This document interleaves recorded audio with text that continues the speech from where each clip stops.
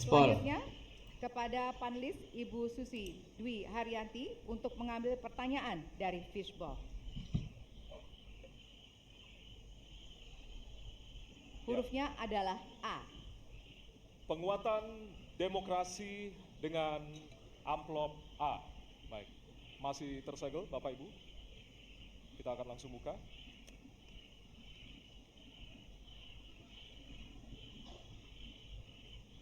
Salah satu pilar penting demokrasi adalah partai politik.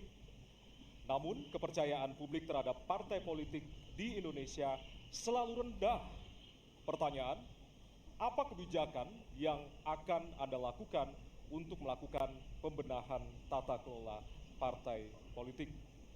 Waktu untuk menjawab 2 menit dimulai dari sekarang. Saya rasa lebih dari sekedar partai politik. Rakyat tidak percaya kepada proses demokrasi yang sekarang terjadi. Itu jauh lebih luas dari sekedar partai politik. Ketika kita bicara demokrasi, minimal ada 3. Minimal 3 nih. 1 adalah adanya kebebasan berbicara. Yang kedua, adanya oposisi yang bebas untuk mengkritik pemerintah dan menjadi penyeimbang pemerintah. Yang ketiga, adanya proses pemilu, proses pilpres yang netral, yang transparan, jujur, adil. 3. Dan kalau kita saksikan akhir-akhir ini, 2 ini mengalami problem. Kita menyaksikan bagaimana kebebasan berbicara menurun, termasuk mengkritik partai politik. Dan angka demokrasi kita menurun, indeks demokrasi kita. Bahkan pasal-pasal yang memberikan kewenangan untuk digunakan secara karet kepada pengkritik, misalnya Undang-Undang ITE atau pasal 14, 15 Undang-Undang Nomor 1 tahun 1946. Itu semua membuat kebebasan berbicara menjadi terganggu. Yang kedua, oposisi. Kita saksikan minim sekali adanya oposisi selama ini. Dan sekarang ujiannya adalah besok. Bisakah pemilu diselenggarakan dengan netralitas, dengan adil, dengan jujur? Ini ujian ketiga. Jadi, persoalan demokrasi kita lebih luas dari segala persoalan kepada partai politik. Nah, bagaimana untuk partai politik sendiri? Partai politik baru mengembalikan kepercayaan. Tapi di sini ada peran negara. Menurut saya salah satu masalah yang mendasar partai politik ini memerlukan biaya. Dan biaya politik selama ini tidak pernah diperhatikan di dalam proses politik. Untuk kampanye, untuk operasional partai, semua ada biayanya. Sudah saatnya pembiayaan politik itu dihitung dengan benar. Ada transparansi, sehingga rakyat pun melihat ini institusi yang bisa dipertanggungjawabkan. Jadi salah satu reformnya adalah reform pembiayaan politik oleh partai politik. Terima kasih. Gaspol. Baik. Waktu sudah habis, terima kasih. Kini kami persilakan calon presiden nomor urut 2 untuk menanggapi jawaban calon presiden nomor urut 1. Waktunya 1 menit dimulai dari sekarang. Mas Anies. Koceknya. Saya berpendapat Mas Anies ini agak berlebihan. Mas Anies mengeluh tentang demokrasi ini dan itu dan ini. Mas Anies dipilih jadi gubernur DKI menghadapi pemerintah yang berkuasa. Saya yang mengusung Bapak.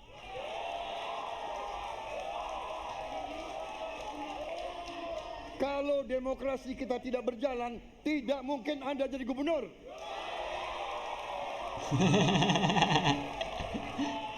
Kalau Jokowi diktator, Anda tidak mungkin jadi gubernur. Gaspol. Saya waktu itu oposisi, Mas Anies. Anda ke rumah saya, kita oposisi, Anda terpilih. Waktu habis, Bapak. Bapak Prabowo. Baik, para pendukung, kami mohon untuk tenang, para pendukung. Para pendukung, Baik.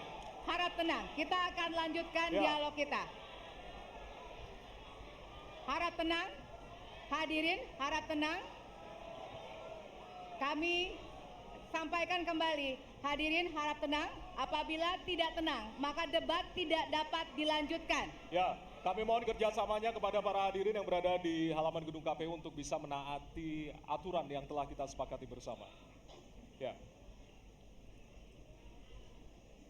Baik, selanjutnya kepada calon presiden nomor urut 3, kami silakan untuk menanggapi jawaban calon presiden nomor urut 1. waktunya 1 menit dari sekarang. Saya jadi tidak enak ini Mbak hari ini.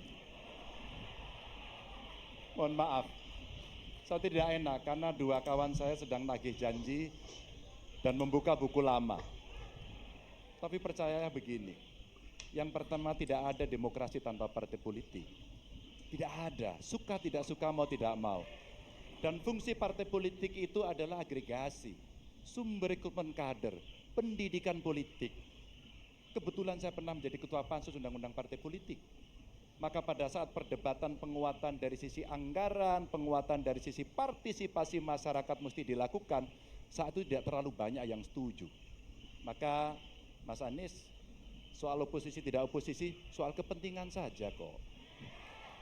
Kapan kita bertemu, kapan kita tidak bertemu, dan kemudian kita akan bersikap pada posisi masing-masing. Tapi yang penting, pendidikan politik kepada masyarakat itulah yang menjadi PR besar dari partai politik agar cepat dewasa. Oke, waktu Anda habis, Bapak. Ya, dan kita akan lanjutkan. Baik, kita akan lanjutkan debatnya, Bapak Ibu. Kita akan lanjutkan ke pertanyaan selanjutnya untuk calon presiden nomor urut 1. Ya. Untuk merespon Oke. tanggapan dari 2 calon presiden lainnya, waktunya 1 menit dari sekarang. Ya. Terima kasih. Ketika kita menghadapi sebuah proses demokrasi, di situ ada pemerintah dan ada oposisi. Dua-duanya sama terhormat. Dan ketika proses pengambilan keputusan itu dilakukan, bila ada oposisi, maka selalu ada pandangan perspektif berbeda yang membuat masyarakat bisa menilai. Karena itu oposisi itu penting dan sama-sama terhormat.